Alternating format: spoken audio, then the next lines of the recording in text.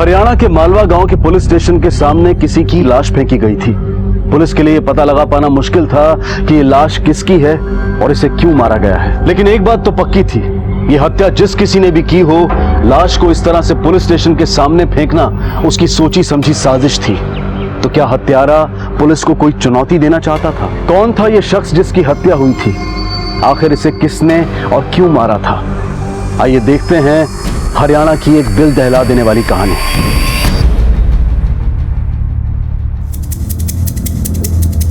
Sir, हाँ, यहाँ ये क्या हुआ? ये देखिए सर, लाश को घसीटने के निशान। ऐसा लगता है कि विक्टिम को यहाँ लाकर नहीं मारा गया है। और सर, इसकी बॉडी से भी हमें कुछ नहीं मिला है जिससे हम इसकी पहचान कर सकें। अरे आप लोगों में से कोई पहचानता है इसे? नहीं साहब, नहीं। आप लोगों में से कोई? नहीं साहब। हत्यारे ने ये लाश शायद इसलिए यहाँ फेंकी होगी क्योंकि विक्टिम इस एरिया का नहीं है। बॉडी को पोस्टमार्टम के लिए भेजो।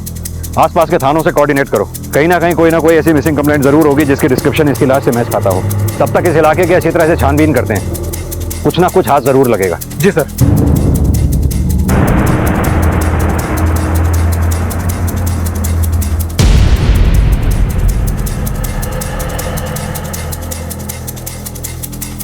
तुम सही कह रहे हो, इसे मारा कहीं और गया और लाकर पुलिस स्टेशन के सामने फेंक दिया गया। और यह काम किसी अकेले आदमी का मुझे लगता नहीं है। और अगर यह काम किसी अकेले आदमी का है तो उसे लाश को खेत और जंगल के रास्ते घसीट के लाने में बहुत मुश्किल हुई होगी।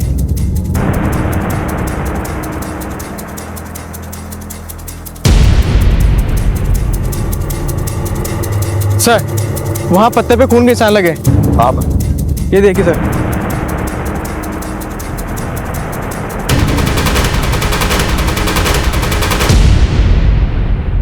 ये ब्लड के सैंपल्स इकट्ठा करो। Okay sir. सर, खून के धब्बे देख के तो ऐसा लग रहा है कि लाश को इसी तरह से लाया गया हो।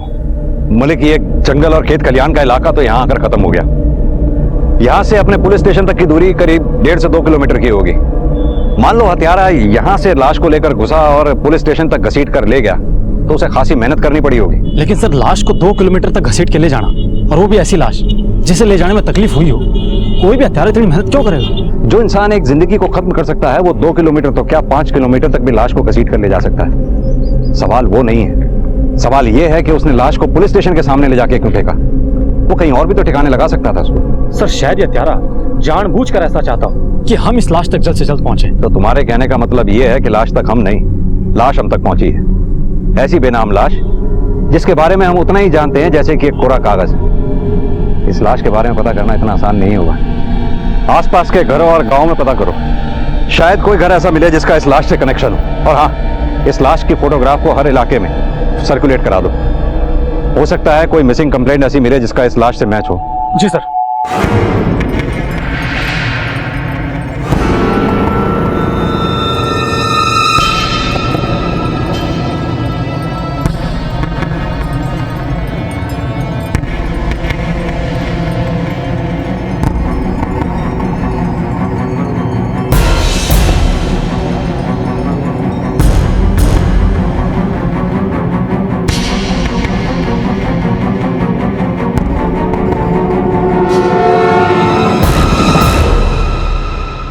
हाँ भाई, यहाँ आसपास से 30-32 साल का लड़का लापता है क्या? पतला सा, कुछ मालूम है उसके बारे में? क्या हुआ साहब, क्या बात हो गई? हमने पास ही के जंगल में लाश मिली उसकी। साहब, मेरा भाई भी सुबह से ना दिखा है। कहाँ गया तुम्हारा भाई? कुछ बता के गया है? यहाँ वहाँ घूमे हैं साहब, दिमाग से थोड़ा कमजोर से है। कभी इस गली में कभी उस गली में, न जाने कहाँ होगा साहब, किसी को ना मालूम। इस फोटो को पहचान सकते हैं आप?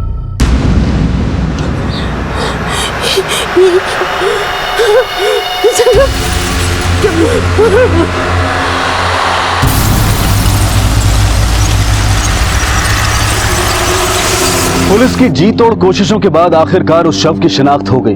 लेकिन सवाल यह था कि इस शख्स की हत्या किसने की और क्यों? मृतक के परिवार को इस बात पर यकीन नहीं हो रहा था कि उन्होंने अपने परिवार के एक अहम सदस्य को खो दिया था। शव की शिनाख्त के बाद पुलिस ये जानने में जुट गई कि आखिर ये मामला क्या था और आखिरकार किसने इस मानसिक रूप से विकलांग जगत को इतनी बेरहमी से मारा था। पता नहीं साहब, किसने मारा और क्यों मारा मेरे जगत को। अरे मेरा बेटा किसी का बुरा कर ही नहीं सकता था, इतनी समझ ही कहाँ थी उसमें। मतलब? अरे साहब, देखने में बड़ा जरूर था, उसका दिमाग भी कमजोर था। बिल्कुल 10-12 साल के बच्चे की तरह बर्ताव था उसका। लगी ले, मेरी बारी है, मैं खेलूंगा। ले। अरे आज से नहीं खिलाते किसी कम। क्यों नहीं खिलाते? मैं खेलूंगा, समझ गया? के अरे ला, मेरी बारी है, ला। ओए, मेरी बारी है। यहाँ पे सिर्फ हम लोग खेलते हैं, हम किसी को ऐसे नहीं खिलाते। जाओ जाओ अपने दोस्तों के साथ खेलो। जाओ जाओ जाओ जाओ जाओ जाओ खेलो अपने दोस्तों के मुन्ना साथ। कौन खिलाओ? नहीं। तो देख फिर, कोई कौन खेल रहा है? कोई कौन खेल रहा? कोई कौन खेल? नहीं खिलाएंगे। कौन खिलाओ? नहीं खिलाएंगे, जाओ। मुन्ना कौन खिलाओ ना? ये देख, मुन्ना कौन खिलाओ? मुन्ना कौन खिलाओ? कोई कौन खिलाओ? मुन्ना कौन खिलाओ? मुन्ना कौन खिलाओ? मुन्ना कौन खिलाओ? मैं खेलूंगा, मैं खेलूंगा, मैं खेलूंगा, मैं खेलूंगा, मैं खेलूंगा। मतलब कि मानसिक रूप से वो बच्चे जैसा बर्ताव करता था। साफ साफ ये कहना तो मुश्किल से, क्योंकि एक तो उसकी बचकानी हरकतें थी, दूसरी तरफ जब वो किसी लड़की से मिलता था तो उसका मिलने का अंदाज बहुत अलग होता था। क्या वो छोटे, तुम्हारी मोनू से लड़ाई कैसे हो गई? पहले उसने मेरे को मारा, तो उसने तुम्हें मारा, तो तुम भी उसे मारोगे? क्या हुआ? कैसे गिरे तुम? चलो। ए, मैं जगत खेलेगी मेरे लिए, खेलेगी मेरे साथ, खेलेगी। अच्छा हुआ मर गया साहब, अगर जिंदा होता तो मेरे हाथों से मरता। वो तो गांव वालों ने बचा लिया उसको। कहीं तूने तो अपनी अधूरी इच्छा पूरी नहीं कर ली? अगर इच्छा पूरी की होती तो पुलिस स्टेशन के बाहर नहीं, अंदर आके खुद बताता आपको। और जिसने भी ऐसा किया ना, बहुत अच्छा किया, भगवान उसका भला करे। साले ने मेरी बहन के साथ शादी में ना ऐसे ही होता है। अरे कोई लड़की चिल्ला रही है। बचाओ! बचाओ!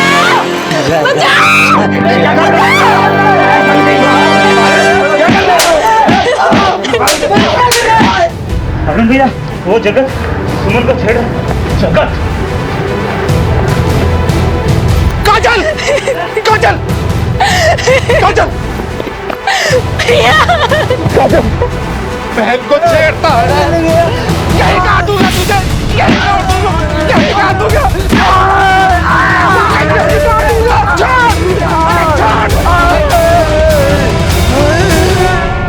ये गांव बहुत छोटा सा है साहब, यहाँ छोटी छोटी सी बातों को लोग बढ़ा चढ़ा कर बताते हैं। तो उस बात को तो लोगों ने ऐसा फैलाया कि आज तक किसी ने मेरी बहन के साथ शादी तक नहीं की। एकदम बावड़ा था, कुछ भी करे था। पता नहीं इसको पागल खाने में भर्ती क्यों ना किया उन लोगों ने। और कोई खास बात जो आपने नोटिस की हो? उसका भाई भरत डॉक्टर बन के आया था शहर से,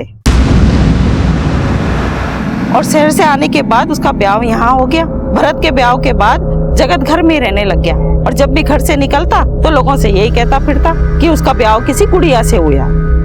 ऐसा क्यों कहा करता वो?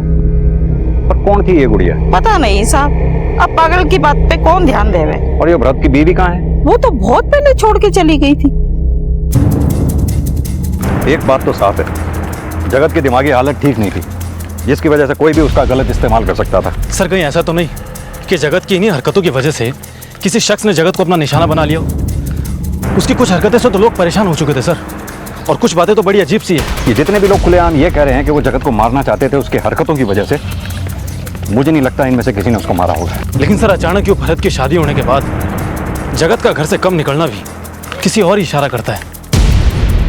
मलिक, ये जगत के मौत की गुत्थी इतनी आसानी से सुलझने वाली नहीं है। जो पेड़ हम देख रहे हैं इसकी जड़ें बहुत दूर हैं, और जब तक इन जड़ों को हम खोद नहीं लेंगे ना, हमारे हाथ कुछ लगने वाला नहीं है। सर ये यहीं पास ही में रहता है, इसे जगत के बारे में कुछ पता है? क्या पता है जगत के बारे में?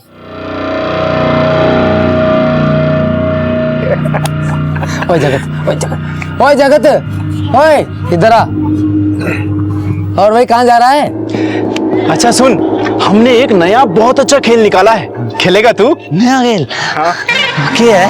शादी शादी खेल को नाम है शादी शादी। शादी शादी? उसमें क्या हुआ है? इधर इधर इधर। ये देख, मजा आ रहा है? मजा आ रहा है? तेरे को करना है ऐसा? वो देख, वो लड़की दिख रही है? अब यूँ समझ ले कि तू है इस वीडियो का हीरो और वहाँ लड़की है इसकी हीरोइन। अब तेने बस ये करना है जो तू यहाँ देख रहा है, तेने करना है ऐसा। हैं? चल उठ उठ उठ उठ। चल चल चल, अरे चल मेरे मिट्टी के शेर, जल्दी जाओ, आज कस के जल्दी। यहाँ जा जा जा जा, घबराने की जरूरत नहीं है, तेरा भाई है इधर, चल जा जा जा जा। आज इस पागल की लगेगी छित्ती पर है।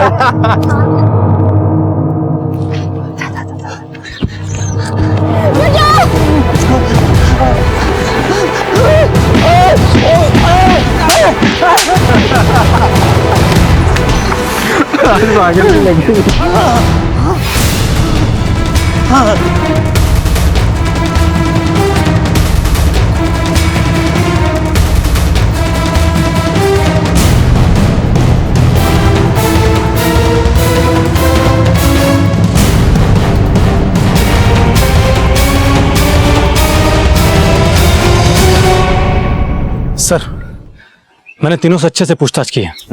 कोई कुछ भी बताने को तैयार नहीं। तीनों सिर्फ इतना कबूल कर रहे हैं कि वो जगत के साथ में रेड लाइट एरिया में जरूर जाया करते थे, लेकिन इनका कहना है कि जगत के साथ में जो भी मस्ती मजाक करते थे उससे किसी को नुकसान नहीं होता था। और कोई खास बात जो उन्होंने बताई हो? हाँ सर, इनका कहना है कि जब जगत का भाई भरत शहर से आया था और भरत की जब शादी हुई तब से जगत ने घर से निकलना कम कर दिया और जगत ने इनको किसी गुड़िया के बारे में बताया था, लेकिन इनका कहना है कि उन्होंने आज तक उस घर में किसी गुड़िया को नहीं देखा। मालिक, इन तीनों को इतनी आसानी से हम छोड़ नहीं सकते हैं। तुम एक काम करो, इनके फोन रिकॉर्ड और सारी चीजों को क्रॉस चेक करो, क्योंकि जितनी शराफत ये दिखा रहे हैं ना उतने शरीफ ये हैं नहीं।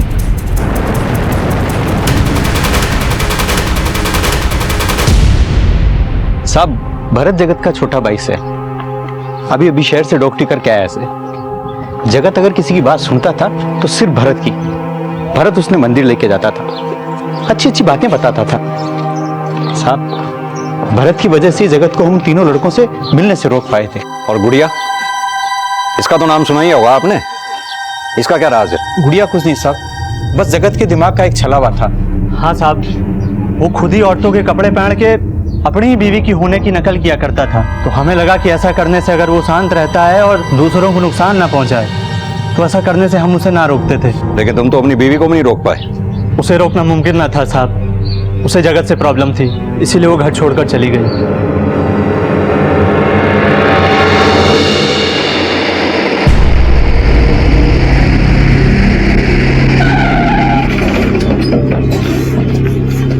साहब, मन्नेवा कुछ भी अच्छा ना लग रहा था।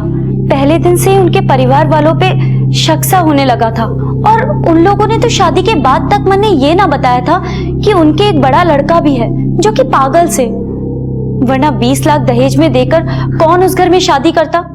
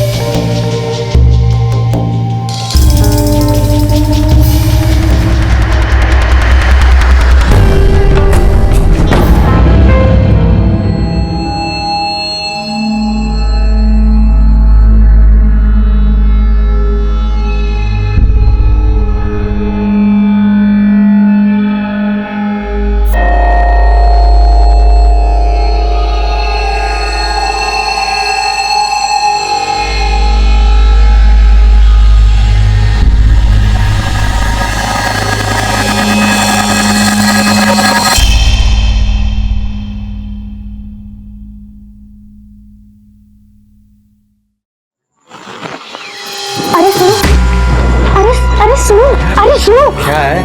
वो वहाँ खिड़की के पीछे कोई है। मैं देख कर आता हूँ।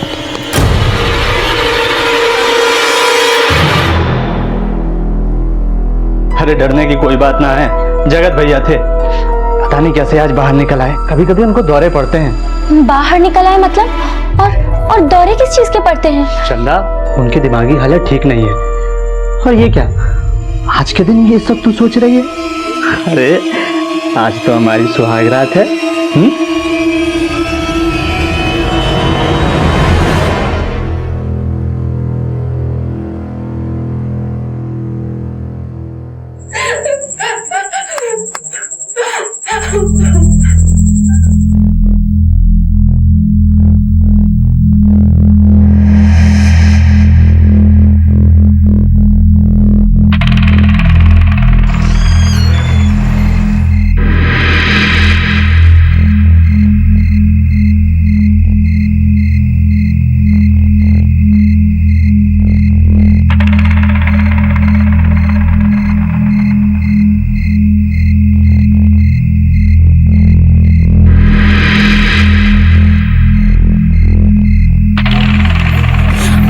चंदा, तू यहाँ इतनी रात को क्या करे से? वो माँ, वो अंदर से आवाजें आ रही हैं। अरे तू परेशान ना हो, अंदर जगत भैया है, उनको ऐसे दौरे पड़ते हैं, मैंने बोला था ना।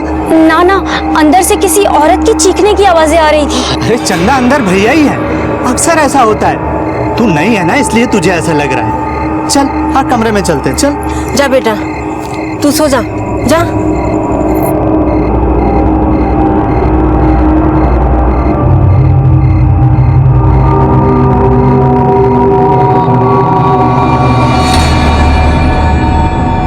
उसे यहाँ लाकर गलती तो ना कर दी हमने। शादी के बाद भरत के साथ सीधे सरकारी क्वार्टर में भेज देना चाहिए था। ना, ऐसा करने से तो इसे और गांव वालों को अजीब लगता। एक हफ्ते की तो बात है, उसके बाद तो ये अपने हिसार वाले सरकारी क्वार्टर में चले जाएंगे। उस घर में कुछ तो ऐसा था जो कि ठीक ना था। बस उसी के बाद से मेरा शक और भी गहरा हो गया।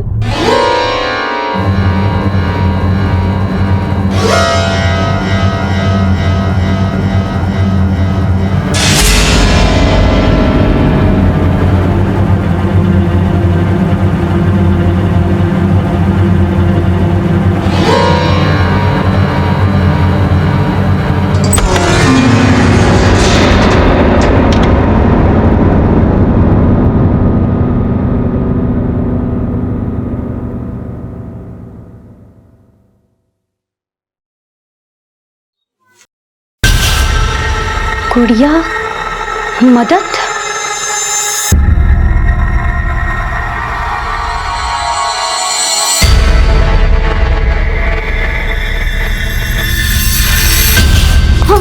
चंदा, तू क्या कर रही है यहाँ पे? वो वहाँ दीवार पर कुछ ना इधर भाई रहे।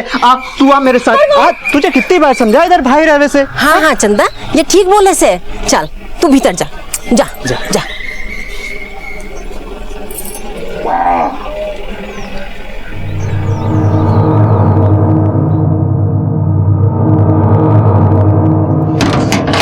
साहब, जब मैं वहां गई तो मैंने साफ साफ दीवार पर देखा था, वहां किसी ने नाखून से लिखा था गुड़िया मदद। लेकिन साहब, जब मैं वहां दोबारा गई तब वहां ऐसा कुछ भी ना था, और ये बात मैंने अपने पति को भी बताई थी। मैं कसम से बोलूं हूँ, मैंने वहां दीवार पर गुड़िया मदद लिखा देखा है। चंदा, के गुड़िया गुड़िया लगा रखा है तने?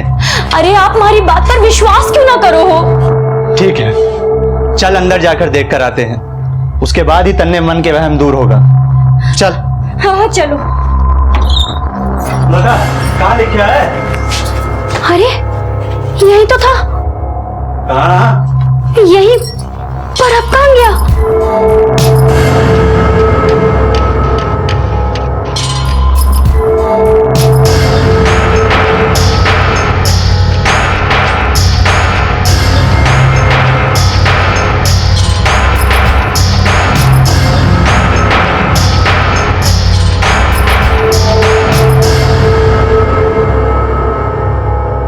भाई है, ऐसे ही उल्टी सीधी हरकतें करता रहता है। गुड़िया,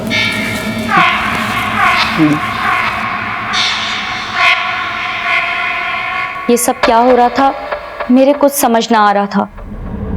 मैंने जानने की कोशिश भी की, पर कोई फायदा ना हुआ, और फिर उसके बाद मैंने वो घर छोड़ दिया और यहाँ चली आई।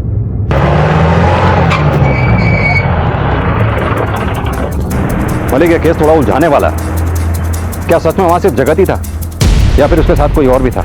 और अगर कोई था तो वो कौन होगा? इस केस में जितने मुंह उतनी बातें हो रही हैं, पर इन बातों में सच कहां छुपा है? सर, हमने जगत के घर के आसपास पता किया, उनमें से किसी ने जगत के यहाँ कभी कोई औरत नहीं देखी, और ना ही जगत को कभी औरत के कपड़ों में देखा। सर, क्यों ना एक बार भरत से पूछताछ की जाए? आखिर उसके आने के बाद से तो जगत के बर्ताव में बदलाव आया था। नहीं मलिक, ये सही मौका नहीं है भरत से पूछताछ करने का। एक काम करो, उस पर नजर रखो, उसके घर के सारे फोन टैप करो। जी सर। जिस केस की शुरुआत एक अनआइडेंटिफाइड बॉडी से हुई थी, वो केस अब कई सवालों से घिर चुका था, और उन सवालों में जो सबसे बड़ा सवाल था वो था एक नाम, गुड़िया। आखिर कौन थी ये गुड़िया, और इसका क्या लेना देना था जगत के साथ? क्या ये वाकई में किसी का नाम था, या फिर सिर्फ ये एक कल्पना थी। आखिर क्यों ये सारे सवाल इस बात की ओर इशारा कर रहे थे कि कहीं ना कहीं भरत की सब में हिस्सेदारी थी। लेकिन इन सारे सवालों की शुरुआत जिस सवाल से हुई थी उसका जवाब पुलिस को अब तक नहीं मिला था। आखिर किसने मारा था जगत को? सर, मैंने पता किया है। भरत पढ़ाई के दौरान हिसार के मेडिकल कॉलेज के हॉस्टल में नहीं बल्कि किराए के मकान में रहता था। क्या? हाँ सर।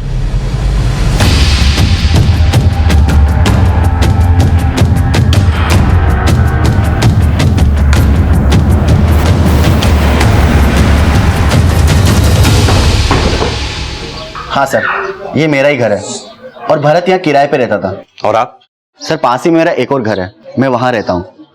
वैसे उसके साथ उसकी बीवी भी रहती थी। पक्का वो उसकी बीवी ही थी? हाँ सर, संध्या नाम था उसका, लेकिन वो आपस में हमेशा लड़ते रहते थे। और कुछ जो आप उनके बारे में जानते हो? हाँ सर, एक दिन संध्या को मैंने सड़क पर किसी आदमी से लड़ते हुए देखा था। वहाँ पूरे गांव के सामने मेरी इज्जत की वाट लगाकर तुम यहाँ ऐश कर रही है।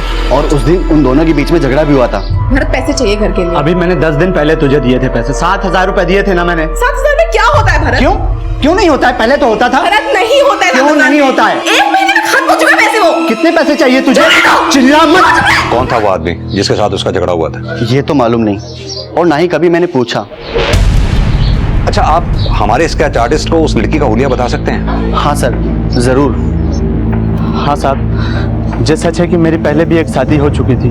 पहली शादी की बात मैंने इसलिए छुपाई क्योंकि उससे दहेज कम हो जाता साहब, इतनी बड़ी रकम दोबारा ना मिलती, बस इसीलिए मैंने शादी के लिए हाँ कर दी। तो फिर वापस क्यों गई वो?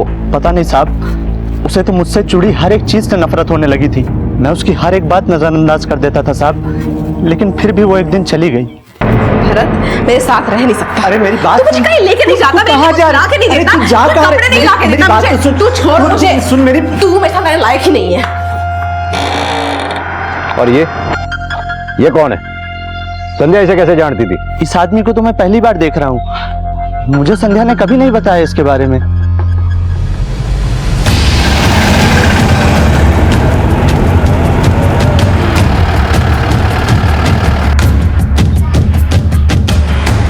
क्या बात से साहब? संध्या का घर यही है? जी नहीं, जिस संध्या की आप बात कर रहे हैं वो हमारे लिए कब की मर चुकी है। सरपंच के बेटे से शादी होने वाली थी साहब उसकी। अब तो ये कहते हुए भी शर्म आती है कि वो हमारी बेटी है।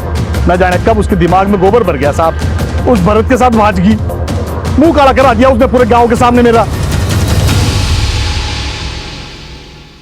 इसे पहचानते हैं आप? ये तो हरीश है साहब। इसकी फोटो लेके क्यों घूम रहे हैं आप? इससे ही तो संध्या की शादी होने वाली थी। छोरी तो संभालने न जाती तेरे से, मुंह उठा के रिश्ता लेकर चला आया। भाई शेखर, अब ये 3 लाख रुपए तो तने देने ही पड़ेंगे। 3 लाख? पर शादी तो हुई ना है। ये भी टेंट तंबू का खर्चा कौन देगा? तुम्हारी लड़की की गलती की सजा हम क्यों भुगते हैं? पैसे ना थे, मजबूर में जमीन बेचनी पड़ी। ना जाने कौन मनुष्य घड़ी में पैदा हुई थी। ना वो हमारी बहन है, ना इस घर की बेटी।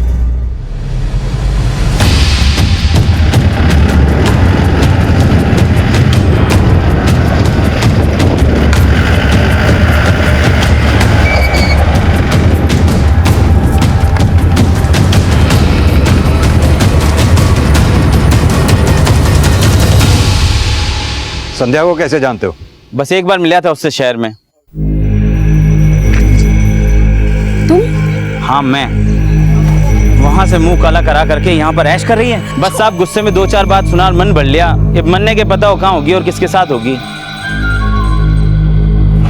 मलिक, ये गुड़िया का क्या चक्कर है? कौन होगी ये गुड़िया? सर, कहीं ये गुड़िया कोई मनगढ़ंत तो नहीं है? जगत को किसी ने क्यों मारा होगा? कौन सा ऐसा शख्स होगा जिसने जगत को मारा होगा? मलिक, एक काम करो, इन सब के रिकॉर्ड्स दोबारा खंगालो, जरूर कुछ ना कुछ हाथ लगेगा। आप लोग चलिए, हो जाएगा काम। ठीक है सर। इन फोन रिकॉर्ड से कुछ हाथ लगा है। क्या? सर, जिस रात जगत गायब हुआ था उस रात को भरत ने अपने फोन से एक लोकल नंबर पे फोन किया था। किसका नंबर है वो? सर, वो नंबर बल्लू का है और ये बल्लू जगत के उन तीनों दोस्तों में से एक है।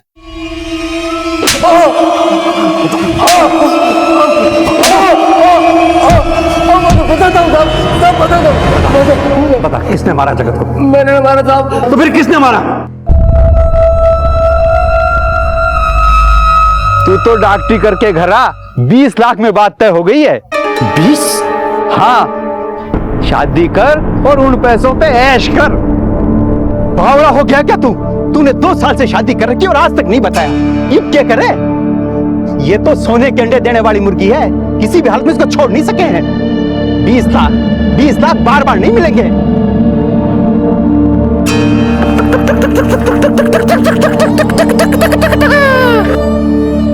एक काम कर, लेके आ उसे, देखते हैं क्या करना है।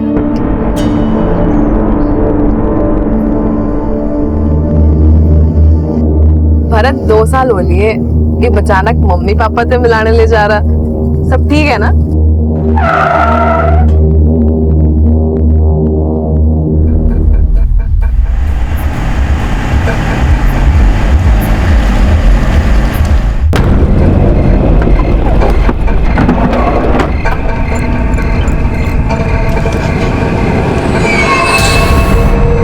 उठाओ जल्दी से।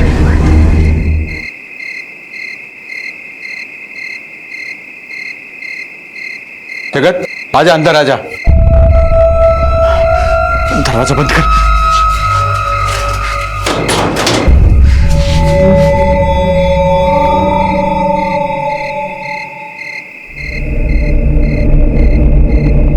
या ना आज से तेरी गुड़िया से तू ना इससे शादी खेल सके, इतने कोई ना रोके को।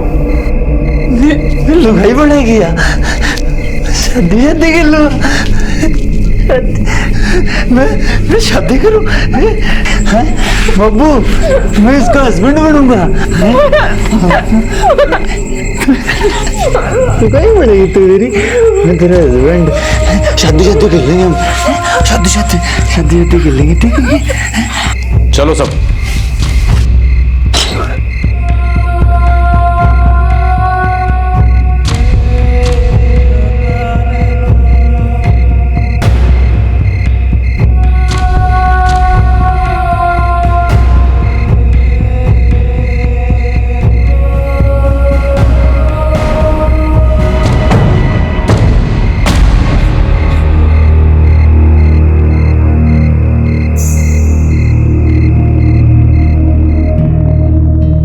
क्या जगत, तूने अपनी गुड़िया हमें नहीं दिखाई? ओए, मैं कौन दूं मेरी गुड़िया? मेरी है वाह। हम तो तेरे दोस्त हैं यार, और वैसे भी खेल खेलने का मजा तो दोस्तों के साथ ही आता है। हाँ? अकेले अकेले खेलने में कोई मजा थोड़ी आता है। और वैसे भी तेरे को ये खेल हमने सिखाया साले, और तू हमारा कोई मना कर रहा है। ये देख जगत, हम तेरे लिए क्या लाए हैं। एक मेरी तरफ से भी और ये नहीं। पर एक बात है बुल्लू, जितनी बार भी मेरी गुड़िया के लिए खेल लगा ना, उतनी चॉकलेट देनी पड़ेगी, मंजूर है? अरे एक नहीं, 3 चॉकलेट लेके आऊंगा, और एक ये, एक मेरी तरफ से ये, और ठीक है?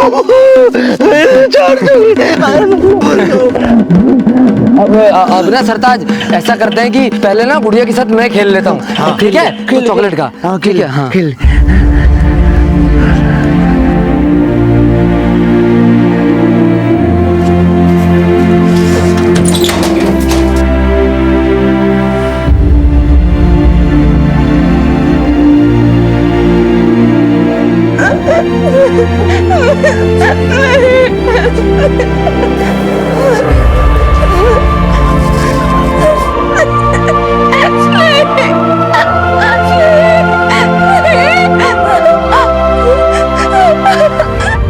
बस सर, उसके बाद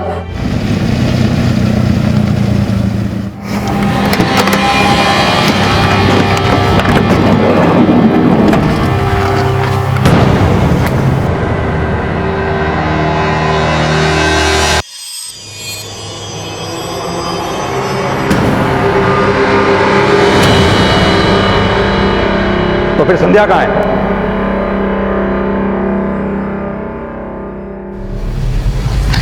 क्या रे शेखर, संध्या कहाँ है? क्या मतलब? देख, ज्यादा चालाक बनने की कोशिश मत कर, हमें सब पता चल चुका है। देख, अभी भी सच सच बता दे, वरना तू हमारा स्टाइल जानता ही है। सर, मैंने इस बारे में कुछ नहीं पता। ये ऐसे नहीं बताएगा, लेके चलो इसे। चल पकड़ो।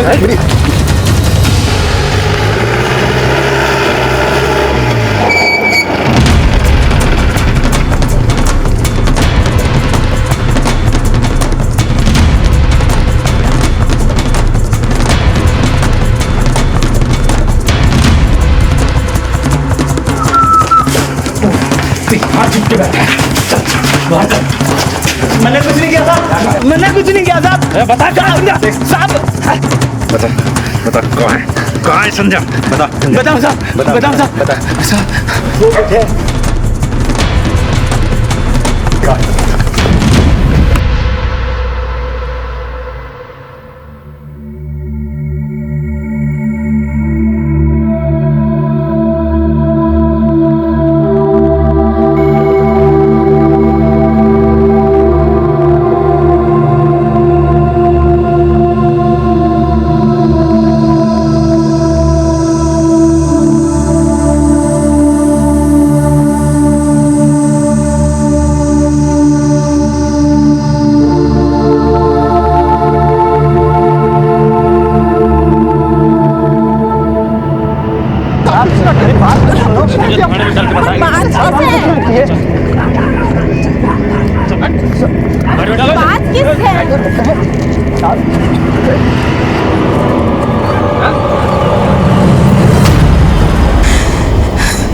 मैं तो अपना नाम तक भूल चुकी थी। जिस दर्द से मैं गुजर रही थी, मुझे तो यकीन भी नहीं था कि मैं इन सब से बाहर भी निकल पाऊंगी।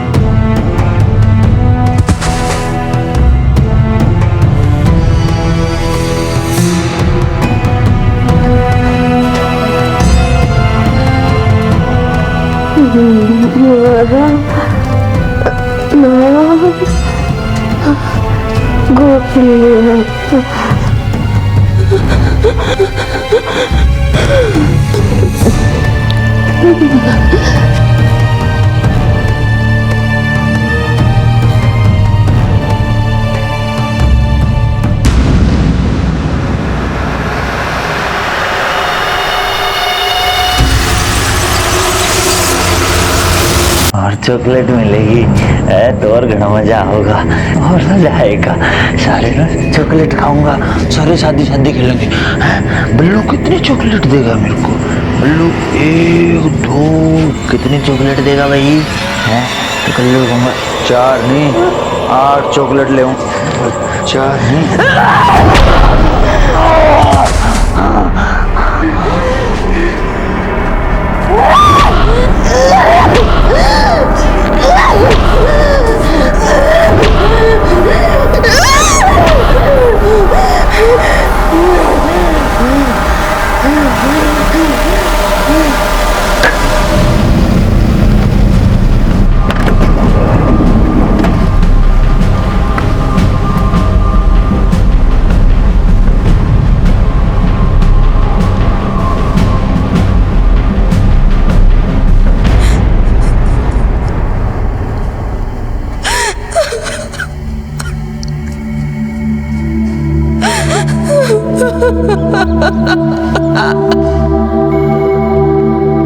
लालच किसी भी इंसान को अंधा बना देता है। ये हमें मानसिक रूप से अपंग बना देता है। इस केस में दहेज के लालच की वजह से संध्या के साथ जो कुछ भी हुआ वो इंसानियत पर प्रश्न चिन्ह खड़े करता है। क्या हम इतने गिर गए हैं कि चंद रुपयों की खातिर अपने जमीर और ईमान से मुंह फेर लें?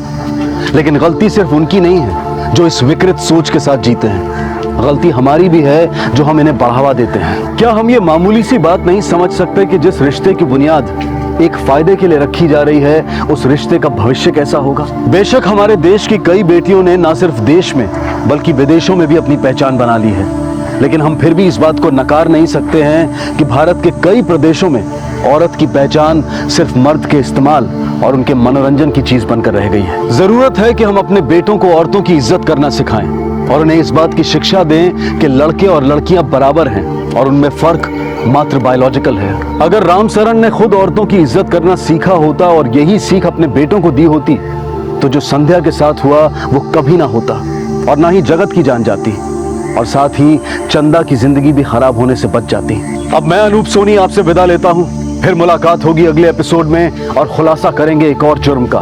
तब तक अपना और अपने परिवार का ख्याल रखें और देखते रहें क्राइम पेट्रोल डायल 100। सबक एक को, सीख हम सबको। जय हिंद। कौन हूं मैं? क्या है मेरा वजूद?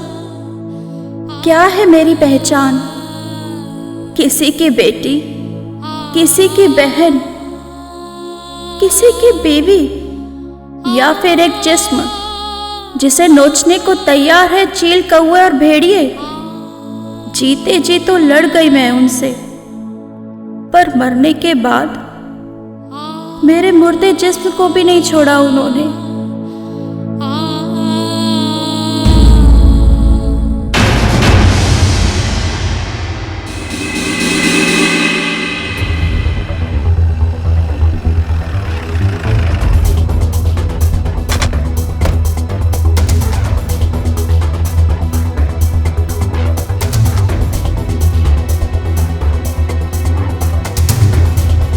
देखिए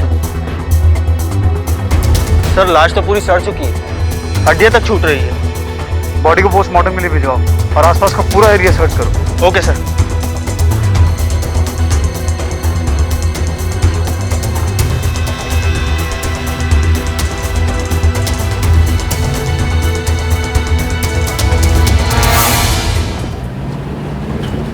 लाश करीब 4 से 4.5 महीने पुरानी है। लड़की का कद 5 फीट 7 इंच है और उम्र 22 से 23 के बीच। मौत की वजह? पहले सर पे किसी रोड से वार किया गया था। स्कल टूटी हुई है और उसके बाद गला घोटकर मर्डर किया गया। स्ट्रैंगुलेशन के मार्क्स हैं गले पर। डेड बॉडी के साथ किसी ने बलात्कार किया है। आप श्योर हैं इस बात को लेकर? जी हाँ, क्योंकि प्राइवेट पार्ट्स पे जो हमें इंजरीज मिली है वो एंटीमोर्टम नहीं, पोस्टमार्टम है। सीमेन डिपॉजिट के ट्रेसेस बाहर प्राइवेट पार्ट पर ही हैं, यानी सीमेन यूट्रस तक तो पहुंचा ही नहीं, क्योंकि तब तक तो सेल्स डेड हो गए थे। नमस्कार, आज क्राइम पेट्रोल डायल 100 के एपिसोड में हम आपको दिखा रहे हैं पुंसिया बाजतपुर बिहार में हुए एक घिनौने अपराध की दास्तां। एक 22-23 साल की लड़की की लाश पुलिस को मिली और प्राथमिक जांच से पता चला कि पहले उस लड़की की हत्या की गई और फिर उसके साथ बलात्कार। कोई अपराधी इतना अधम कैसे हो सकता है? कोई ऐसा क्यों करेगा? लाश को ना तो अभी कोई नाम मिला था और ना ही उसकी पहचान हो पाई थी। पुलिस ने आसपास के पुलिस स्टेशन से 4-5 महीने पहले की मिसिंग रिपोर्ट मंगवानी शुरू कर दी। सर, सभी पुलिस स्टेशन और थानों से मिसिंग रिपोर्ट हासिल कर ली है। सर, मार्च 2015 से अप्रैल 2015 तक कुल 72 लड़कियों की मिसिंग रिपोर्ट लिखाई गई थी। इसमें से 17 लड़कियां वापस आ गई थी, लेकिन 4 का मर्डर हो गया था और उन चारों के हत्यारों के ऊपर केस चल रहा है। सर, ये फाइल।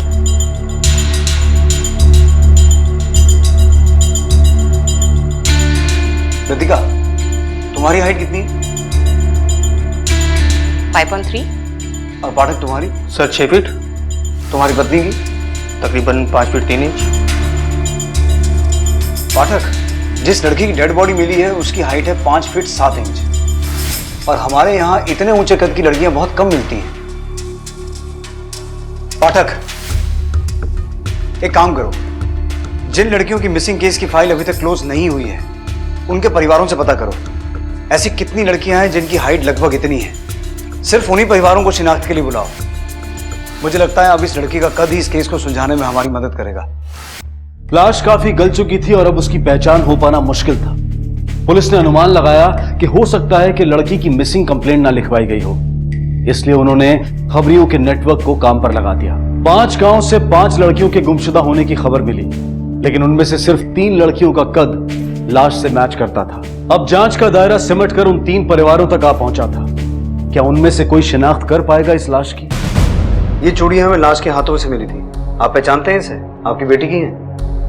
नहीं साहब, न तो ये चूड़ियां हमारी बिटिया के हैं और न ये लाश।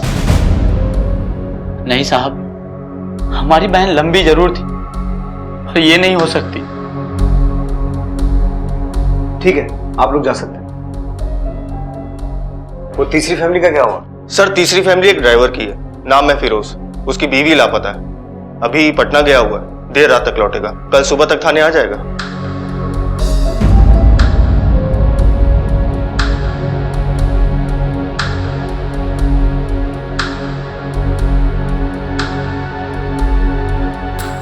नाम क्या है इसका? पता नहीं साहब। तेरी बीवी का जो लापता है? साहब यू नहीं है। अबे तेरी बीवी का कोई नाम था कि नहीं? फरीदा। कद? इतना होगा साहब, लेकिन ये सब काहे पूछ रहे हैं आप लोग? 4 महीने से लापता है ना तेरी बीवी? हाँ साहब, लेकिन वो लापता नहीं है, भाग गई किसी दूसरे मर्द के साथ। अरे हमारे लिए तो उसी दिन मर गई थी जिस दिन हमें छोड़ के गई वो। अब उसके अम्मी अब्बू जाने और ऊ जाने, हमसे उसका कोई लेना देना नहीं है साहब, हमें माफ कीजिए। कहाँ रहते हैं उसके माँ बाप? यहीं कटोरिया गांव में। और सुन, जब जरूरत पड़ेगी बुलाएंगे। ठीक है साहब। पाठक। सर। फिरोज के ससुराल वालों को बुलाकर लाश दिखाओ। मुझे लगता है अब यही फैमिली हमें मुजरिम तक पहुंचाएगी।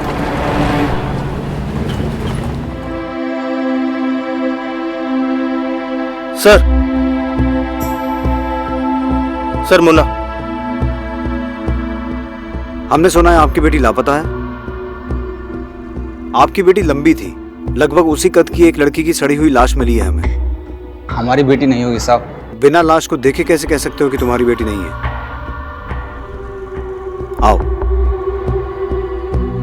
इस लाश की हाइट तकरीबन 5 फीट 7 इंच है। आपकी बेटी की हाइट भी इतनी थी ना? हमारी समझ में कुछ नहीं आ रहा साहब, कैसे पहचाने हम इसको? आप इन चूड़ियों को पहचानती हैं?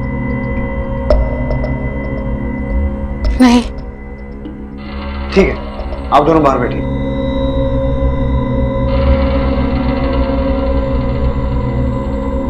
पाठक। सर। इन दोनों को लैब लेके जाओ, इनका डीएनए सैंपल लो और लाश के डीएनए के साथ मैच करवा के देखो। और हाँ, ये लाश जिस बोरी में मिली थी उसके ऊपर एक मार्क था, वो भी पता करो आइडेंटिफाई हुआ है या नहीं। सर।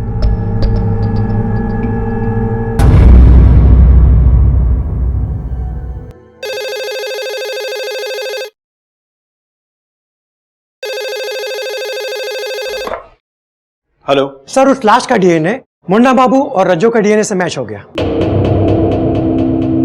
मतलब लाश फरीदा की है? जी सर। थैंक यू डॉक्टर साहब। पाठक। सर। फरीदा की दोनों फैमिलीज को बुलाओ। अब इन दोनों फैमिलीज की कुंडली हमें खोलनी होगी। फरीदा और उसके शौहर के ताल्लुकात कैसे थे ये पता लगाना बहुत जरूरी है, क्योंकि शौहर तो कह रहा है कि उसकी बीवी किसी के साथ भाग गई थी। सर ऐसा भी तो हो सकता है कि जिसके साथ वो भागी थी उसी ने उसे मार दिया।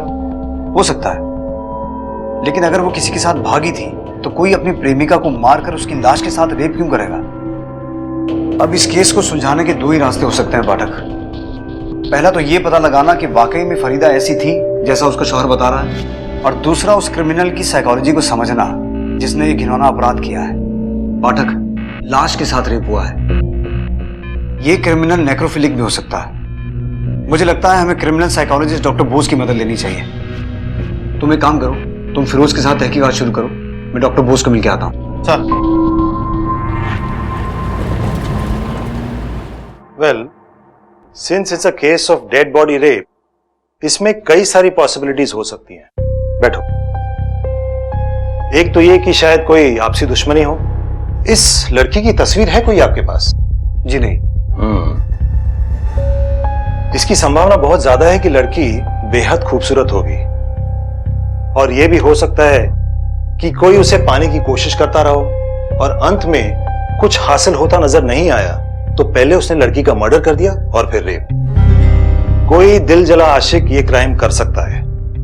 डॉक्टर बोस, इस केस में ऐसी कोई जानकारी तो नहीं मिली है, फिर भी हम इस एंगल के बारे में गौर जरूर करेंगे। कोई खूबसूरत लड़की अगर ना कहे तो मेल ईगो को चोट लगती है और वो ऐसी हरकत कर सकता है। एक और पॉसिबिलिटी है, लेकिन वो बेहद रेयर है। नेक्रोफिलिया। डॉक्टर बोस, मुझे नेक्रोफिलिया के बारे में थोड़ी डिटेल जानकारी चाहिए। नेक्रोफिलिया मतलब मेंटली इम्बैलेंस लोग जो सिर्फ डेड बॉडीज के साथ ही रेप करते हैं। लेकिन ऐसे लोगों में ज्यादातर औरतों से प्यार पाने की हिम्मत नहीं होती। अपीयरेंस से वो लोग शाय दिखते हैं, औरतों से नजरें भी नहीं मिला सकते, लेकिन अपनी शारीरिक जरूरतों की पूर्ति करने के लिए वो लोग डेड बॉडीज की तलाश करते रहते हैं। ऑपर्चुनिस्टिक नेक्रोफिलियक्स। लेकिन ऐसे केसेस बहुत रेयर होते हैं, क्योंकि हमारे यहाँ ज्यादातर डेड बॉडीज को दफनाया नहीं जाता बल्कि जलाया जाता है। डॉक्टर बोस, ऐसा भी तो हो सकता है कि लड़की का खून किसी और ने किया हो और उसके बाद डेड बॉडी के साथ रेप किसी और ने किया हो। सकता है। अगर ऐसा है तो आपको एक नहीं दो मुजरिमों को तलाशना होगा, लेकिन इस केस को सॉल्व करने का सबसे अच्छा और आसान तरीका है विक्टिम के बारे में जानना, विक्टिम की पर्सनालिटी के बारे में जानना, क्योंकि विक्टिम की हिस्ट्री ही आपको क्लू दे सकती है कि उसे किसने मारा होगा। इसका मतलब है हमें शुरुआत वहां से करनी होगी जहां से फरीदा की कहानी शुरू हुई, उसके अपने माता पिता के घर से भागने से।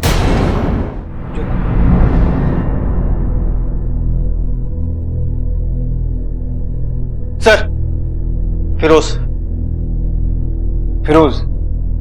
जो लाश तुम्हें दिखाई गई थी वो किसी और की नहीं बल्कि तुम्हारी बीवी फरीदा की है। और बड़ी हैरानी की बात है कि उसको मारने के बाद उसकी लाश के साथ रेप हुआ है। रेप हुआ है? सर ये तो होना ही था।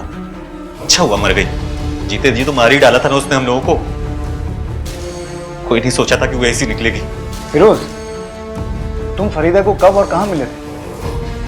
सर एक दिन की बात है, हमारी गाड़ी खराब हो गई।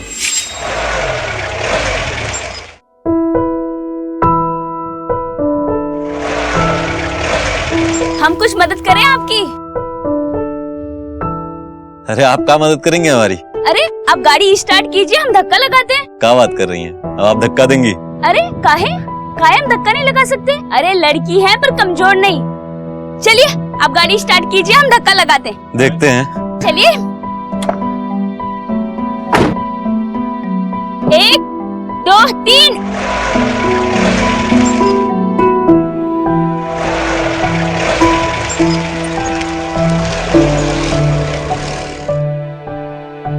देखा, निकल गई ना। भाई मान गए आपको। सुनिए, कहीं जाना है तो चलिए छोड़ दें। नहीं रहने दीजिए। और वैसे भी देखिए ना, पाँव पूरे खराब हो गए, आपकी गाड़ी खराब हो जाएगी। अरे तो हमारे पैर में कौन सा गुलाब का पंखुड़ी जड़ा है? साहब का गाड़ी है, कोई टेंशन नहीं है, आ जाइए। अच्छा ठीक है, फिर चल लेते हम।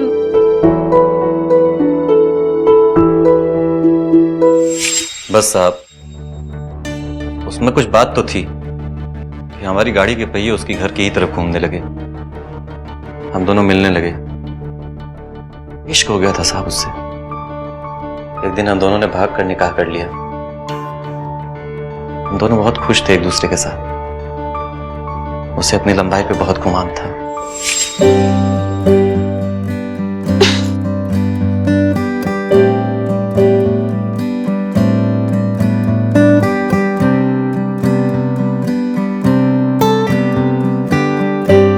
अरे फिरोज, हाँ सुनो तो, यहाँ हो ना। हुआ क्या? इतना काहे शर्मा रहे हो? हाँ, बीवी है हम तुम्हारी, कोई परोसन नहीं। अरे लेकिन काम का है। बस यहाँ खड़े रहो, काम कुछ भी नहीं है, चुपचाप खड़े रहो और निहारो कि तुम्हारी बीवी कैसे पंखा साफ करती है। जो काम हाथ छुप छुप के कर रहे हो ना, तो यहाँ पर करो। क्यों? हाय अल्लाह, ये तो देखा ही नहीं हमने।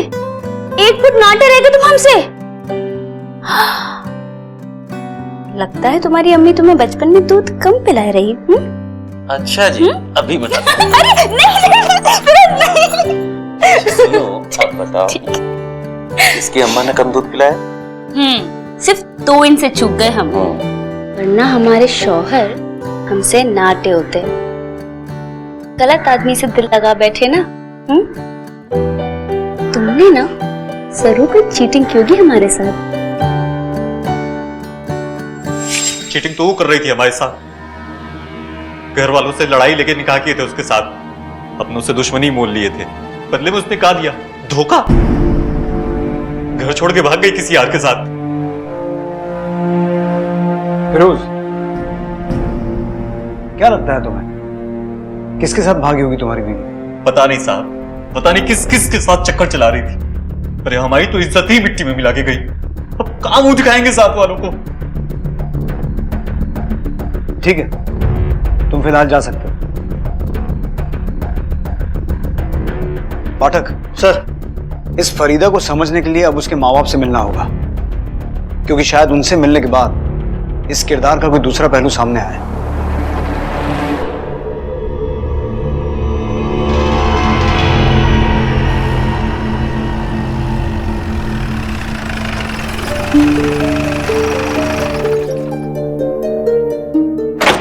मुन्ना बाबू। हाँ साहब, आपकी बेटी अब इस दुनिया में नहीं है।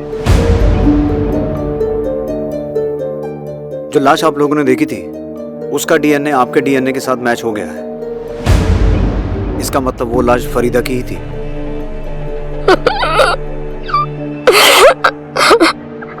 संभालिए अपने आप को। मुन्ना बाबू, हम आपकी बेटी के कातिल को ढूंढ रहे हैं और इस काम में हमें आपकी मदद चाहिए। हमने आपको पहले बताया नहीं, लेकिन आपकी बेटी का पहले कत्ल हुआ और फिर उसकी लाश के साथ किसी ने जबरदस्ती की,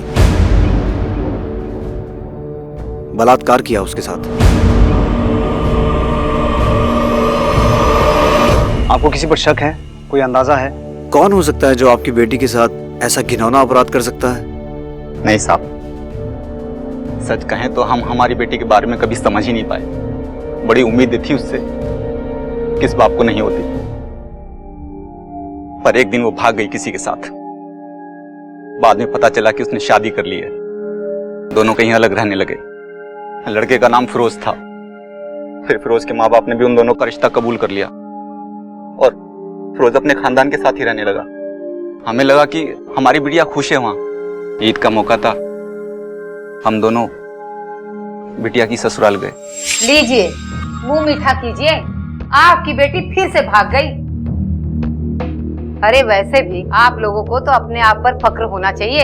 अरे ऐसा क्या सिखाया है आप लोगों ने? ऐसे कौन सी परवरिश दी है अपनी बेटी को? कोई भी चाहने वाला मिला नहीं कि वो भाग जाती है। अरे फरीदा की अम्मी, आप क्यों सर झुका रही हैं? अरे खाइए, मिठाई खाइए। अरे अम्मी, थोड़ा भी जाने दो। छोड़ो क्या मुन्ना बाबू, आपने तो ऐसी बहू दी कि तमाशा देखने के लिए मेला जाने की जरूरत ही नहीं पड़ी।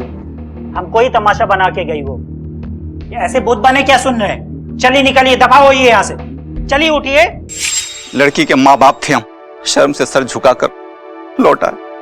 बुरा मत मानिएगा, लेकिन जब फरीदा आप लोगों के साथ यहाँ रहती थी शादी से पहले, तब उसका किसी के साथ कुछ? नहीं साहब, हमारी बेटी ऐसी नहीं थी। हाँ, वो बहुत हंसी मजाक करती थी। वो कद में लंबी थी ना, इसलिए जो भी लड़के उससे कद में छोटे थे ना, उनका बहुत मजाक उड़ाया करती थी। पर हमारी बेटी ऐसी नहीं थी। आपकी बेटी और फिरोज के बीच मोहब्बत थी, फिर उनकी शादी भी हो गई। फिर अचानक ऐसा क्या हुआ कि? ये तो हमारी भी समझ में नहीं आ रहा साहब। 1-1.5 साल में ऐसा क्या हो गया कि वो भाग गई? आपके पास आपकी बेटी की कोई तस्वीर तो होगी?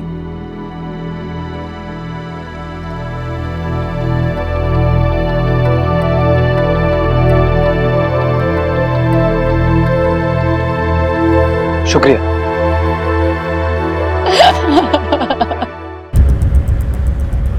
जैसा कि डॉक्टर बोस ने कहा था, लड़की वाकई खूबसूरत है। ऐसा लगता है ये खूबसूरती ही इसकी दुश्मन बनी होगी।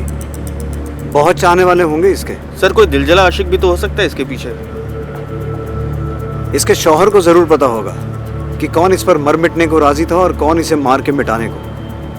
पहली बार तो उसने साफ साफ जवाब नहीं दिया, लेकिन अब वही हमें बताएगा कि इसके कितने आशिक थे और कौन कौन था।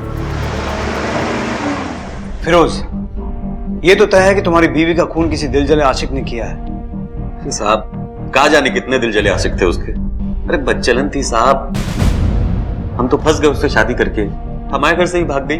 भागकर गई कहाँ थी और किसके साथ भागी थी? पता नहीं साहब, लेकिन आए दिन लोग उसको इधर उधर देखा करते थे उसके आशिकों के साथ। और ये आशिक था कौन? किसने देखा? कहाँ देखा? अभी 4-5 महीने पहले देखा गया था उसको उसके आशिक के साथ, यही कबीरपुर दरगाह पर। रघु भैया ने देखा था उसको, दौड़ के आया और हमको बताया, लेकिन जब तक हम लोग वहां जाते निकल चुके थे दोनों। रघु भैया कौन है? हमारे गांव में रहते हैं। कहीं उसी की नजर तो नहीं थी फरीदा पर? अरे नहीं साहब, बहुत अच्छे आदमी हैं, बड़े भाई के जैसे हैं। हमारे निकाह में बहुत मदद किए थे।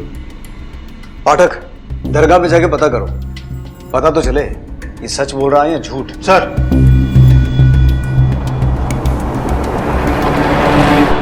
बाबा, इस लड़की को पहचानते हैं क्या? जी हाँ, बड़ी नेक लड़की है ये। अक्सर यहाँ आती थी, 2 रकात नमाज पढ़ती थी, दुआ मांगती थी।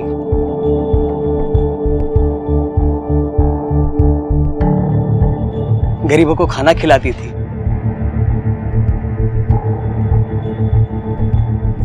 पर पिछले 4-5 महीनों से तो मैंने उसे यहाँ देखा नहीं। पर हमारी जानकारी के हिसाब से तो वो यहाँ किसी के साथ आती थी। जी, अपने शोहर के साथ आती थी या फिर अकेले। इसे पहचानते हैं? जी हाँ, यही तो उसका शोहर है, फिरोज नाम है इसका। अच्छा बाबा, कभी किसी और के साथ आई थी यहाँ? परवरदिगार की कसम, वो वैसी औरत नहीं थी, एकदम पाक दामन औरत है वो। शुक्रिया। सर ये फिरोज झूठ बोल रहा है। इसकी बीवी दरगाह तो जाती थी, लेकिन या तो इसके साथ या फिर अकेले, कभी किसी और के साथ नहीं गई सर। और सर 4 महीने से तो वो दरगाह गई नहीं। वे झूठ बोलकर गुमराह कर रहा है तू। साहब हम काहे गुमराह करेंगे आपको? राजेश, रॉकी, सलीम, बबलू, समीर, इन सबके साथ चक्कर था उसका, और क्या जाने कितना चक्कर था। ये जिन लौड़ों के तूने नाम लिए हैं, कहाँ मिलेंगे? सर ये फिरोज कहीं हमें गोल गोल तो नहीं घुमा रहा? पाठक, एक औरत का मर्डर करके उसकी डेड बॉडी के साथ रेप करने वाला आदमी कोई सिंपल आदमी तो नहीं होगा ना? सर आपका शक कहीं फिरोज पर तो नहीं? हाँ सर, उसके पास मोटिव है, वो उसका मर्डर कर सकता है, लेकिन लाश के साथ रेप? अगर मुजरिम कोई मानसिक रोगी है तो उसका कोई क्रिमिनल रिकॉर्ड भी होगा। सर लेकिन फिरोज का तो किसी भी पुलिस स्टेशन में कोई क्रिमिनल रिकॉर्ड नहीं है। और वो 5 लोग, राजेश, सलीम, समीर, रॉकी और बबलू, देखते हैं अब इन 5 की कुंडली में क्या निकलता है। सर एक बात और, सर जिस बोरे में लाश मिली थी उसके डिटेल्स लेने के लिए मैंने मिश्रा जी को भेज दिया है।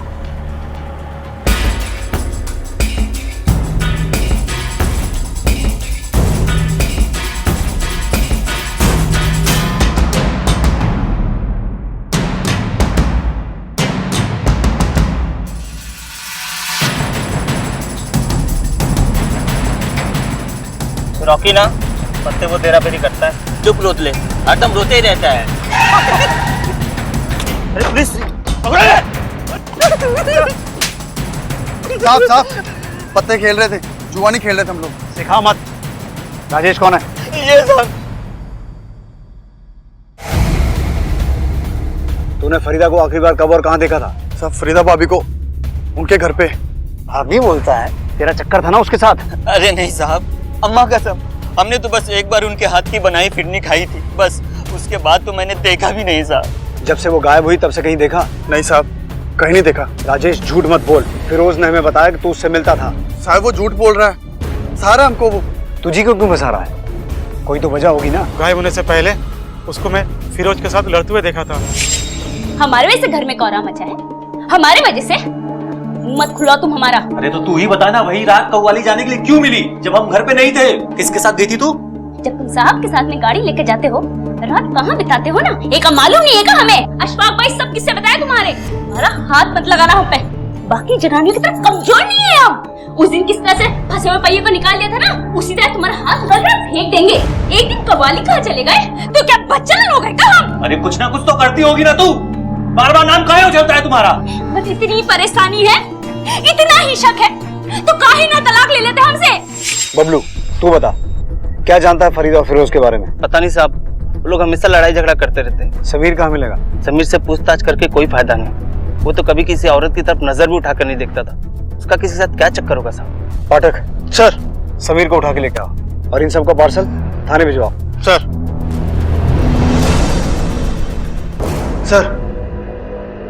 सर ये है समीर।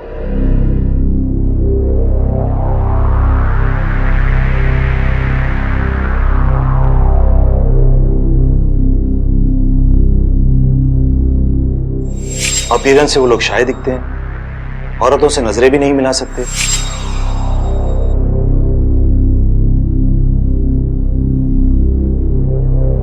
पाठक इससे पूछताछ हम नहीं करेंगे। तो फिर कौन करेगा सर?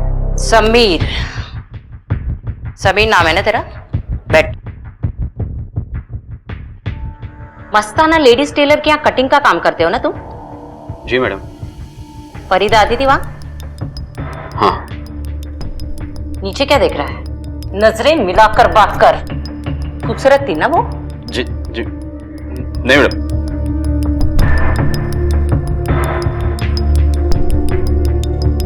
खूबसूरत है, दिल तो आ ही गया होगा ना? जी मैडम, मेरा मतलब नहीं मैडम, बहुत डर लगता था, बहुत मजा करती थी। गुदगुदी होती थी अंदर? जी नहीं। अच्छी लगती थी? जी नहीं मैडम, अक्सर कपड़े सिलवाने आया करती थी तो नाप मुझे ही लेना पड़ता था। डॉक्टर बोस ने जैसा कहा था ये बिल्कुल वैसा ही है। और बहुत छेड़ती थी। एक दिन वो मेरे दुकान पर आई। अरे कैसे हो लाजू जी? अच्छा लाजू जी, अब एक काम करिए, फटाफट से हमारा माप ले लीजिए। वो कहा है ना सलवार कमीज सिलवानी है। जी वो मास्टर जी नहीं है।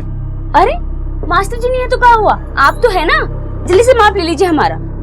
वो आपने वो फिल्म देखी है जो नहीं आई है, ओ ऐश्वर्या राय की? हाँ, उसमें कैसी कुर्ती सिली है, बस डिट्टो ऐसी सिलवानी है हमें।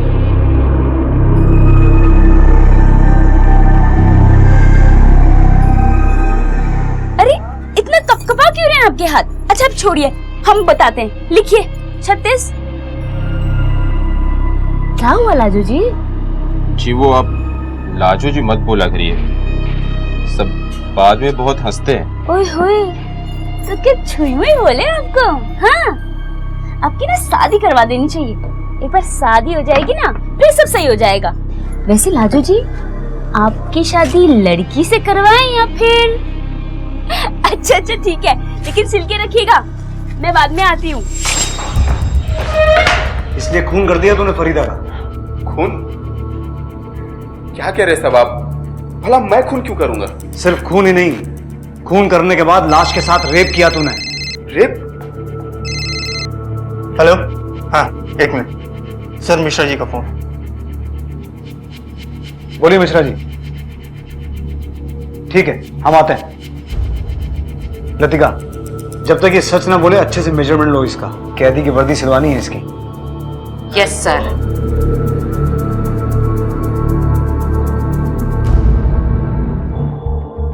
जी सर, ये बोरी तो हमारे यहाँ की है, लेकिन इसमें लाश कैसे आई ये मैं कैसे बता सकता हूँ? पुंसिया गांव से कोई आपकी बोरी खरीदता है? नहीं सर। पुंसिया का कोई आदमी यहाँ काम करता है? एक मिनट, हाँ मंडल जरा अंदर आना। कोई बड़ा केस है साहब क्या? फुंसिया गांव से कोई हमारे यहाँ काम करता है क्या? सर वो अपना टेम्पो ड्राइवर रघु, वहीं का है। ये रघु भैया कौन है? हमारे गांव में रहते हैं। बुलाओ उसे। सर 2-3 दिन से छुट्टी पे, बीमार है। उसका नंबर और एड्रेस दीजिए, पर याद रहे उसे बताना मत, समझ गए ना? रघु जिस पर फिरोज को बेहद भरोसा था, उसकी क्या भूमिका थी इस जुर्म में?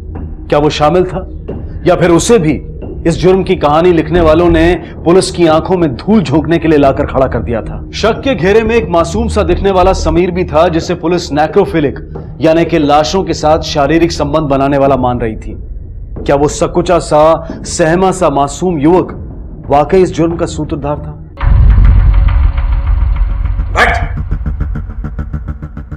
और क्या क्या किया रघु ने तेरे लिए? सिर्फ लाश फेंकने के लिए बोरी का इंतजाम किया था या खून में शामिल था वो? क्या कर रहे हैं साहब आप? हम काहे करने लगे खून?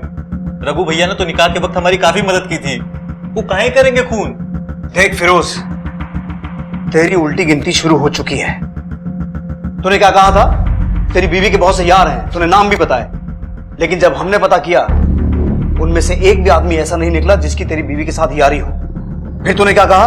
तेरी बीवी दरगाह जाती थी किसी के साथ। तेरी बीवी जिस दिन से गायब हुई है वो दरगाह गई नहीं। पर साहब। चुप! क्या कहा था तूने? तेरी बीवी के साथ झगड़े होते थे, तलाक तक बात पहुंच गई थी। नहीं, तू अपनी बीवी पर बदचलन होने का इल्जाम लगा रहा है। पर साहब अशफाक भाईजान ने ही ये बात हमें बताई थी, एक बार नहीं कई बार, कि उसका एक के साथ नहीं कईयों के साथ चक्कर है। तूने जिस जिस का नाम लिया हमने सबकी कुंडली निकलवाई है, एक भी आदमी उसमें शामिल नहीं है। झूठ बोल रहे हैं साहब, ऐसी बात भी कोई कबूल करता है क्या? एक बात बता, तूने अपनी बीवी को देखा कभी किसी के साथ? नहीं साहब। फिर? लेकिन अशफाक भैया ने तो देखा, रघु भैया ने तो देखा। अबे तेरे भैया कहेंगे कि तेरा कान कौवा ले गया, तू कौवे के पीछे दौड़ेगा क्या? पाठक चल, इसके प्यारे भैया अशफाक को उठा के लेके आ। ये केस अब इन दोनों पे खत्म होगा। और याद रखना फिरोज, बहुत घिनौना अपराध हुआ है, एक लाश के साथ रेप हुआ है। सजा तो मिलेगी ही, लेकिन उससे पहले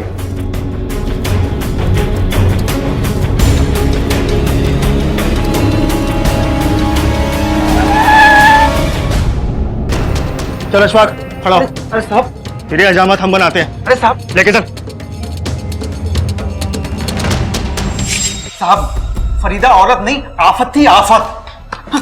तो उस आफत को तूने रास्ते से हटाया या तूने अपने भाई की मदद की उसे रास्ते से हटाने में? अल्लाह कसम साहब, मैंने कुछ नहीं किया, पर यह सच है कि मेरे छोटे भाई की बीवी की हरकतें कुछ ठीक नहीं थी। अच्छा, जरा हम भी तो सुने। फिरोज जब घर से निकल जाता तो फरीदा भी कहीं गायब हो जाती, देर देर तक घर नहीं आती। आस पड़ोस के लोग तरह तरह की बातें करने लगे, हम सरेआम जलील होने लगे, पानी नाक से ऊपर हो गया था। तब जाके मैंने फिरोज को सच सच बताया। मोहब्बत अपनी जगह, अब वो तेरी बीवी है, नजर रखा कर उस पर। हाँ, जाने क्या क्या किसके साथ करती फिरती है, अब मुझसे बर्दाश्त नहीं होता है। अरे ऐसी बातें तो पहले बताना चाहिए था ना, अब क्यों बता रहे हो? बड़ा भाई हूं तुम्हारा, अच्छा ही लगता है ये सब कहना। कब तक कोई खामोश रहे? एक बार समझाने की कोशिश की तो उल्टा मेरे ऊपर पलट पड़ी, भला बुरा कहने लगी। औरत जात पर लगाम रखना सीख, नहीं तो किसी दिन हम सबके चेहरे पर कालिख पोत कर भाग जाएगी।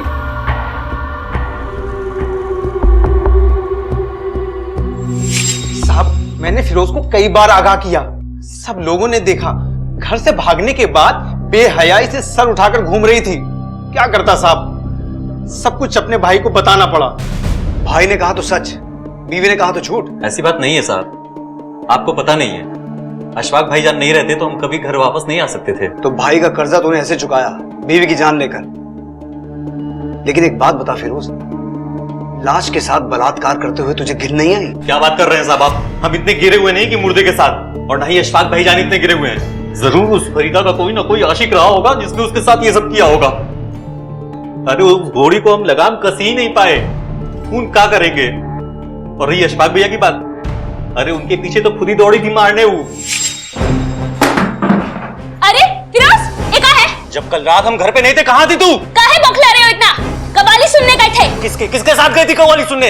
जैसे अपने घर से भागी थे, हमारे साथ किसी और के साथ भागने का इरादा है क्या तेरा? फिरोज, जबान संभाल के बात करो। आवाज नीची, शौहर है हम तेरे। बहुत कुछ बताया अशफाक भाईजान ने तेरे बारे में। हाँ तो जाके कह दो मेरे अशफाक भाई से। हाँ, बीवी हम तुम्हारे, निगाह की है तुम्हारे साथ में। कोई घर में पड़ा हुआ पैजामा नहीं कि 4 दिन वो पहन 4 दिन तुम। अशफाक, अरे बाप रे, अब आपको यकीन नहीं आता तो बबलू से पूछ लीजिए। बबलू ने जो बताना था बता दिया है, अब तो सिर्फ ये बता तूने अपनी बीवी को मारा क्यों?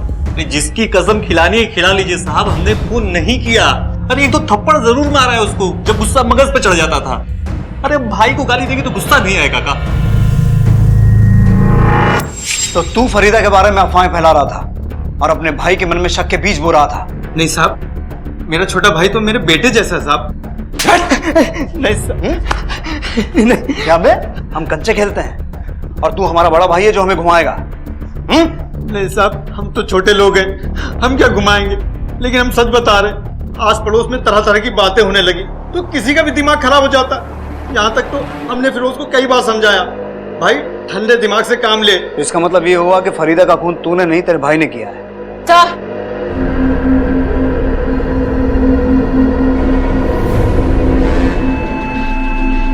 रघु कहाँ छुप के बैठा था? सर, इवनिंग कॉलेज के पीछे बगीचे में।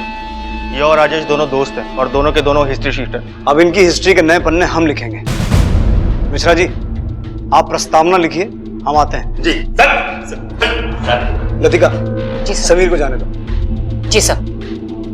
पाठक सर, अब इस केस का असली मुजरिम हमारे हाथ में है। अशफाक, फिरोज, राजेश या रघु, या फिर ये चारों।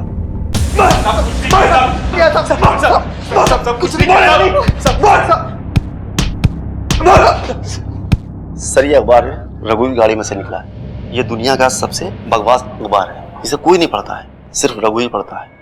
और खास बात यह है सर, यही अखबार लाश के पास मिला था।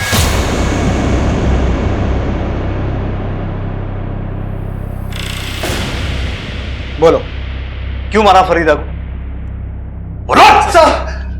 साहब, हमने नहीं मारा साहब। बोलना रघु।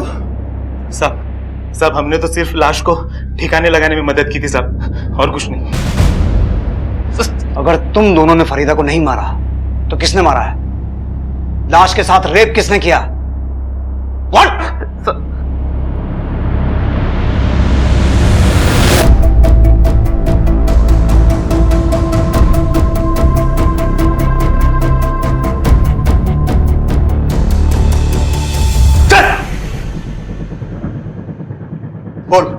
इन दोनों में से कौन है?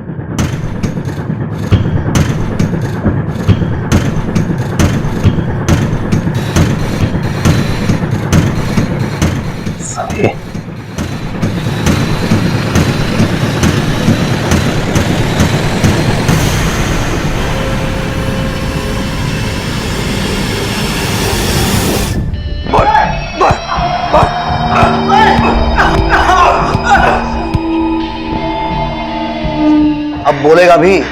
मैंने मारा फरीदा को। पहले मैं फरीदा और फिरोज की शादी के खिलाफ था। जब मैंने फरीदा को देखा तो देखता ही रह गया। मैंने अब्बू को मना लिया।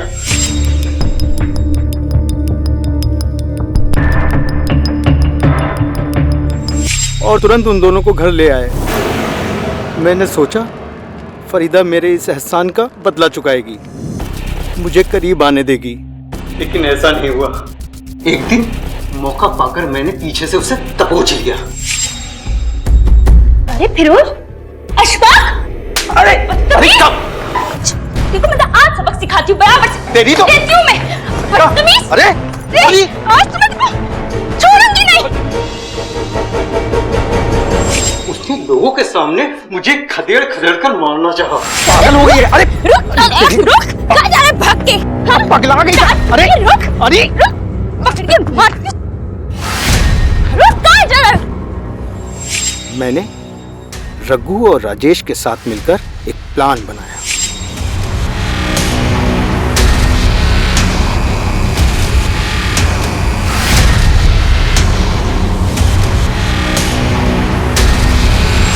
उसे रघु पर बड़ा यकीन था। रघु को उसके पास भेजा। भाभी जान, अस्सलाम वालेकुम। वालेकुम अस्सलाम। आइए भाई। और भाभी जी, आपको एक खुशखबरी देना चाहते हैं। हाँ बताइए। तो फिरोज भाई है ना, फिरोज भाई ने घर बनाने के लिए एक जमीन खरीदी। तो मैंने ये सोचा कि कहीं आपको बाद में जमीन पसंद ना आए, तो चलो मेरे साथ आपको दिखा देता हूँ। अरे सोचिए मत भाभी जी, चलो मेरे साथ, मैं आपको दिखा देता हूँ। अच्छा, खुशी की बात है, इतने का सोचना। आइए भाभी जी, मैं हूँ ना आपके साथ। हाँ हाँ चले। जमीन दिखाने के बहाने टेम्पो में उसे बिठा लाए।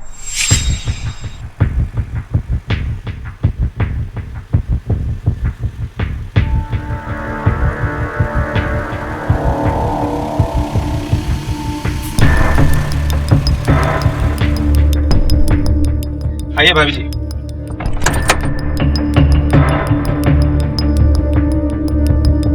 ये देखिए, ये जमीन खरीदी है इतना बढ़िया सा। ये जमीन खरीद रहे हैं फिरोज? हाँ भाई। यहाँ कौन आएगा? हम बताते हैं।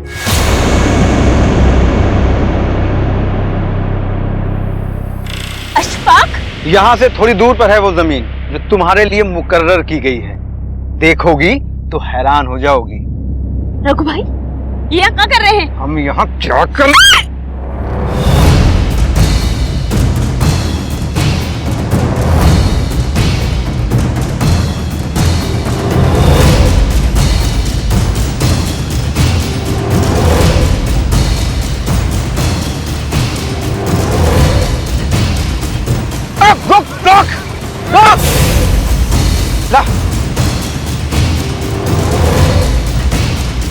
रुक फरीदा, रुक।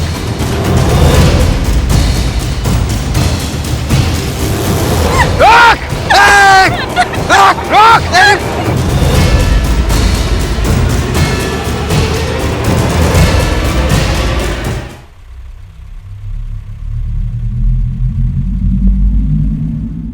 इतने ताने सुने थे नौटे होने के, दिमाग सुलग उठता था। सामने तो लाश पड़ी थी साहब, लेकिन दिमाग में जीती जागती फरीदा।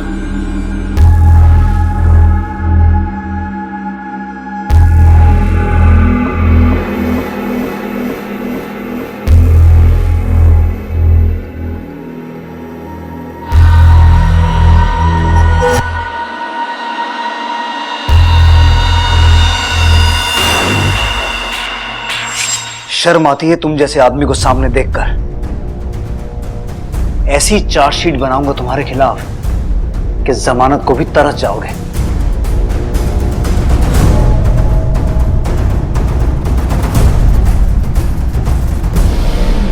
रघु, राजेश और अशफाक पुलिस की हिरासत में हैं। चार्जशीट दाखिल हो चुकी है, लेकिन अदालत की कार्रवाई शुरू होनी अभी बाकी है। इस केस से कुछ सवाल मन में खड़े होते हैं। अगर कोई मर्द या औरत बेहद खूबसूरत है और आप उसे चाहते हैं पर हासिल नहीं कर सकते, तो क्या यह वाकई आपकी हार है? क्या हमें किसी की व्यक्तिगत स्वतंत्रता का सम्मान नहीं करना चाहिए? और खूबसूरती कोई बाजार में उपलब्ध वस्तु नहीं है जिसे हम जब चाहे खरीद लें, और अगर खरीद ना सके तो फिर उसे लूट लें। फरीदा के प्रति अशफाक की लालसा ही इस जुर्म की जड़ थी, जिसने ना सिर्फ एक घिनौने जुर्म को जन्म दिया, बल्कि अशफाक ने अपने भाई की शादीशुदा जिंदगी भी तहस नहस करके रख दी। ऐसी भावना, ऐसे विचार जिस दिन भी मन में जागे, उन्हें फौरन मन में ही मसल देना चाहिए, क्योंकि जुर्म पहले मन में पैदा होता है और फिर हकीकत में। मन की इस मैल पर नजर रखना बेहद जरूरी है। अब मैं अनूप सोनी आपसे विदा लेता हूं। फिर मुलाकात होगी अगले एपिसोड में एक और चौंका देने वाले केस के साथ। तब तक अपना और अपने परिवार का ख्याल रखें और देखते रहें क्राइम पेट्रोल डायल 100। सबक एक को सीख हम सबको। जय हिंद। इस तरह के और भी एपिसोड देखने के लिए हमारे चैनल को सब्सक्राइब करें और बेल आइकन दबाना ना भूलें।